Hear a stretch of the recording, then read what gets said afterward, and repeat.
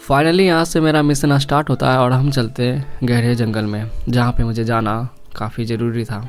कहा जाता है कि कुछ दिन पहले यहाँ पे वो दादी का आत्मा देखा गया है। कह रहे थे कोई नीचे से चिल्ला रहा था और उसकी आवाज़ पहाड़ पे जा रहा था, और वो नीचे से देखता है तो कोई यहाँ पे है, और मैं उसी के पीछे आ गए। क्योंकि मुझे यहाँ पे पहाड़ से नीचे उतरते उतरते काफ़ी प्यास लग जाता है, और थोड़ा सा पीछे से भी आवाज़ भी आ रहा था, लेकिन मैंने उसे इग्नोर मार कर पहले पानी पीता हूँ। उसके बाद मैं उधर जाने की कोशिश करता हूँ। पहले यहाँ पे पानी पीऊँगा, और क्योंकि पूरे शांत है और यहाँ पे एक छोटा सा झील भी है, इससे ऐसा डर लगता है कि यहाँ पे कोई पानी पीने के लिए जंगली जानवर भी आ सकता होगा। इसलिए मैं पानी पीकर थोड़ा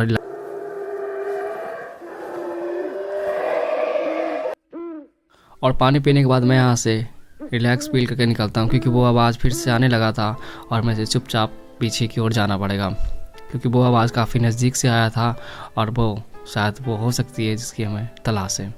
मैं चुपचाप पीछे से जाता हूँ और धीरे धीरे जाऊँगा, क्योंकि अगर मेरे चलने की आहट उन्हें भी सुनाई देगी और वो वहाँ से गायब हो सकती है। इसलिए मैं पहले पीछे देखता हूँ कि कोई जानवर हमारे पीछे तो नहीं है। कोई जंगली जानवर भी हो सकता है, क्योंकि यहाँ पे छोटा सा पानी गिरता है जो काफ़ी ठंडा है, और छोटा झील है जिसे हम थोड़ा सा झरना भी कह सकते हैं।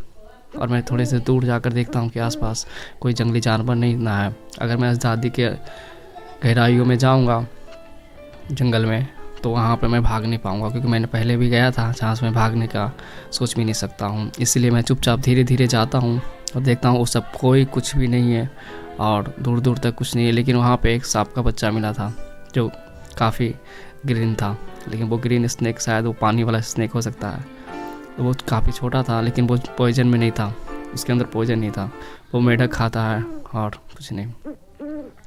और मैं यहाँ से चुपचाप आगे जाने की कोशिश करता हूँ, और वो आवाज़ धीरे धीरे सी गायब हो रहा था। तभी पता चलता है कि उस तरफ कोई ना कोई है और मुझे जल्दी ही ऊपर जाना होगा, क्योंकि शाम ढलने से पहले यहाँ से निकलना भी होगा। और वो जैसे लोग देख कर डर जाते हैं, मैं उसके पीछे आया हूँ। सबसे बड़ी ताकत है कि आप उससे डरो मत। वो गोश्त है और मैं इंसान है। मैं जंगल से उस पार जाता हूँ और देखता हूँ कि वहाँ पे कोई है। मैं फिर से कैमरा घुमा कर देखता हूँ कि कोई तो कोई है जो नीचे से चिल्लाने की आवाज़ दे रही है। और वो कौन है? मुझे पता है कि वो दादी हो सकती है जो कुछ साल पहले मर गई थी। वो दादी यहाँ पे नीचे तक रहती है। अभी तक किसी को कुछ प्रॉब्लम या नुकसान तो नहीं किया है, लेकिन उसके हाथ में आएगा वो ज़रूर कुछ करेगी, क्योंकि वो काफ़ी सालों से अकेली भटक रही है और वो अपने साथी की तलाश में होगी, क्योंकि अकेले किसी को मन नहीं लगता। और मैं देखता हूँ कि नीचे कुछ भी नहीं है।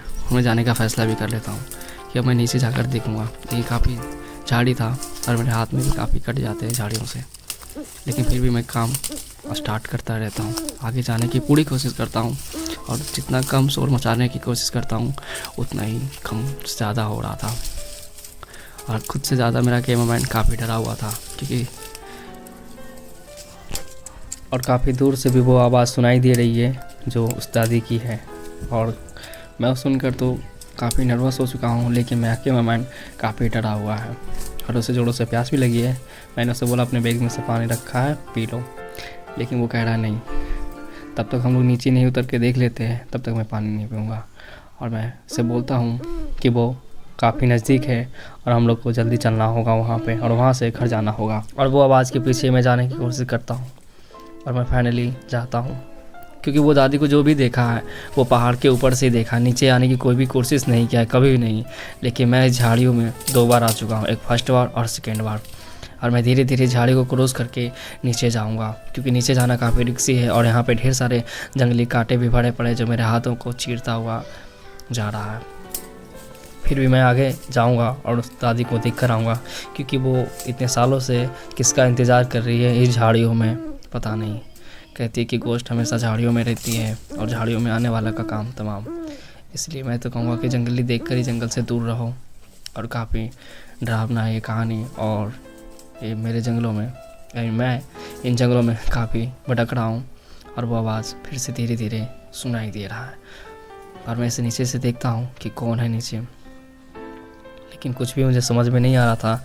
इसके अलावा मुझे नीचे जाना होगा और वो आवाज़ नीचे से ही आ रहा था, लेकिन मुझे पता है इसके कुछ आगे एक और से पुल है जिसके पार मुझे जाना होगा, क्योंकि इस गली के नीचे वही रहती है। और इस कांटे को चीर कर मुझे नीचे उतरना होगा और मैं उतर भी जाता हूँ। और ऐसा लगता है मैं उतरने से डर गया था, क्योंकि वो ईंटा टूटा हुआ था पत्थर और वो मेरे पैर पे गिर सकता था, इसलिए मैं काफ़ी अलर्ट होकर नीचे उतरता हूँ और देखता हूँ कि यहाँ पे काफ़ी सुनसान है और यहाँ पे मरे हुए जानवर भी मिले, जो लगता है किसी बेरहमी से इसे मार कर खा गया है। और ये कांटा में फंसने के बाद मुझे लग रहा था कि यहाँ से मैं भाग नहीं पाऊँगा, कोई जंगली जानवर आए तो, क्योंकि मेरा गेम है मैं भाग सकता है, लेकिन मैं नहीं, क्योंकि मैं इस गड्ढे के नीचे उतर चुका था और आसपास दूर दूर तक कोई भी किसी चीज़ का आवाज़ नहीं सुनाई दे रहा था। लेकिन मैं फिर भी मैं अपने दिल की धड़कन को संभाल कर आगे बढ़ रहा था। उसके बाद पता चलता है कि यहाँ पे कोई है और यहाँ पे वो हमसे दूर जा रही है, लेकिन मैं उसके पास जाने की पूरी कोशिश में हूँ और मैं उसे जाकर देखूँगा कि वो क्या है। और मैं इसे नीचे उतर कर देखना चाहूँगा। और जैसे कि मैंने उसे देखा भी था एक बार, जिसने मुझे कोई बिलीव नहीं किया। जब से मैंने काम स्टार्ट किया हूँ तब से मुझे रात को भी डर लगता है, इस चीज़ सोच कर कि मैं कहीं रात को अकेले यहाँ ना फंस जाऊँ।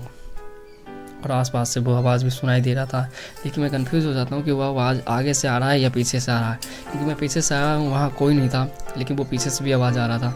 और मैं देखता हूँ वहाँ आगे कि वो कौन है जो पीछे था, जिसे मैं छोड़ के आया हूँ, लेकिन वहाँ कोई था। लेकिन फिर भी मुझे आगे जाना होगा। पीछे से भी आवाज़ आ रहा था, लेकिन मुझे आगे जाना है, पीछे लौट कर नहीं जाना है। और मैं आगे जाता हूँ। पीछे से भी आवाज़ जोर से आ रहा था, लेकिन मैं पीछे जाता हूँ और पीछे जाके देखता हूँ, आगे जाके देखता हूँ कि काफ़ी डरावना था वो मंजर, और मैं यहाँ से भाग जाता हूँ। प्लीज़ मेरे चैनल पर नए हो तो सब्सक्राइब कर दो।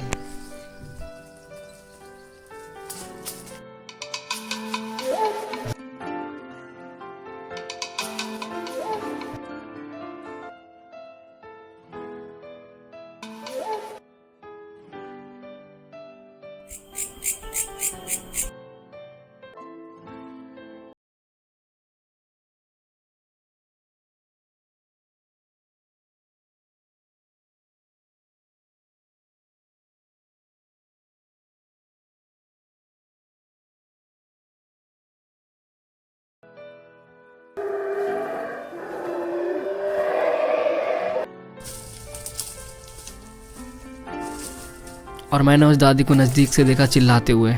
काफ़ी वो झाड़ी में थी, लेकिन वहाँ बैठ के चिल्ला रही थी। मुझे पैर में काफ़ी चोट लग गया और मुझे जाना होगा।